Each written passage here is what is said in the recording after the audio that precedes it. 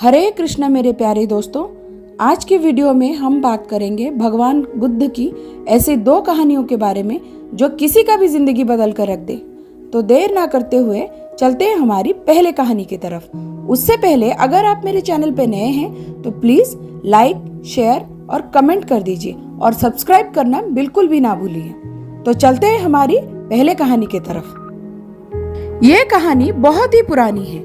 उस समय महात्मा गौतम बुद्ध पूरे भारतवर्ष में घूम घूम कर धर्म की शिक्षाओं का प्रसार कर रहे थे।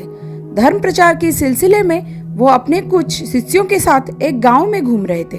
काफी देर तक भ्रमण करने की वजह से उनको प्यास लग गई।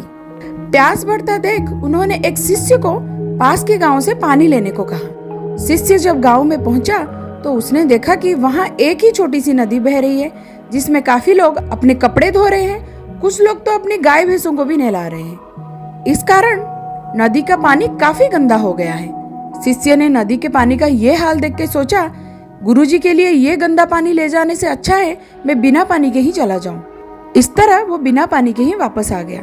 लेकिन इधर महात्मा बुद्ध को बहुत प्यास लग रही थी, तो उन्होंने कुछ देर बाद दूसरे शिष्य को पानी लेने के लिए भेजा। इस बार थोड़ी देर बाद वो शिष्य वापस आया और उसने मटके में भर के पानी लाया था। ये देख महात्मा बुद्ध थोड़े से आश्चर्यचकित हुए और उन्होंने शिष्य से ये पूछा कि गांव में बहने वाला नदी का पानी तो बहुत ही गंदा था, फिर तुम ये पानी कहाँ से लाए? शिष्य ने बोला, जी हाँ गुरुजी, उस नदी का जल सही में बहुत गंदा था, परंतु जब सभी अपना कार्य खत्म करके चले गए तो मैं कुछ देर वहाँ ठहर कर पानी में मिला मिट्टी के नदी के तल में बैठने का इंतजार कर रहा था। जब मिट्टी नीचे बैठ गई तो पानी साफ हो गया। वही पानी मैं आपके लिए लाया हूँ। महात्मा बुद्ध शिष्य का ये उत्तर सुनकर बहुत खुश हुए तथा अन्य शिष्यों को एक शिक्षा दी कि हमारी जीवन भी नदी के जैसा ही है। जीवन में अच्छे कर्म करते रहने से ये हमेशा शुद्ध बना रहता है, परंतु अनेकों बार जीवन में ऐसे भी क्षण आते हैं जब हमारा जीवन दुख और समस्याओं से घिर जाता है।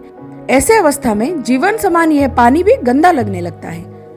मित्रों, इसीलिए हमें जीवन में दुख और बुराइयों को देखकर अपनी साहस कभी नहीं खोनी चाहिए और धैर्य रखना चाहिए।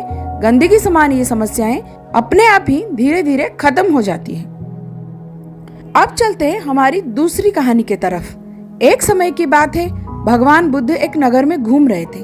उस नगर के लोगों के मन में भगवान बुद्ध के विरोधियों ने ये बात बिठा दी थी कि ये एक ढोंगी इंसान है और ये हमारे धर्म को भ्रष्ट कर रहा है। इस वजह से वहाँ के लोग उन्हें अपना दुश्मन मानते थे। तो जब उन लोगों ने भगवान बुद्ध को अपने नगर में देखा तो उन्हें बहुत भला बुरा कहने लगे और उन्हें बद्दुआएं गाली भी देने लगे। महात्मा बुद्ध नगर के लोगों की बातें शांति से बिना कुछ बोलते हुए सुने जा रहे थे। जब लोग बोल बोल के थक गए तो भगवान बुद्ध ने बड़े ही शांति से बोला कि क्षमा चाहता हूँ, अगर आप लोगों की बातें खत्म हो चुकी है तो क्या मैं यहाँ से जा सकता हूँ? भगवान बुद्ध की ये बात सुन के वहाँ के लोग बड़े ही हैरान हुए। वहीं खड़ा एक आदमी ने बोला, ओ भाई, हम तुम्हारे गुणगान नहीं कर रहे हैं, हम तुम्हें गालियां बद्दुआएं दे रहे हैं, फिर भी तब से तुम यहाँ इतने शांत खड़े हो, क्या तुम पर इसका कोई असर ही नहीं हो रहा है? भगवान बुद्ध यहाँ पे बड़ी ही प्यारी बात बोलते हैं कि आप सब मुझे चाहे जितनी भी गालियां दे दो, मैं तो उन्हें लूंगा ही नहीं। आपकी गालियां देने से मुझ पर कोई असर नहीं पड़ेगा जब तक कि मैं उन्हें स्वीकार नहीं करता। और जब मैं गालियों को लूंगा ही नहीं तो वो कहाँ रह जाएगी? निश्चित आप ही के पास रह जाएगी।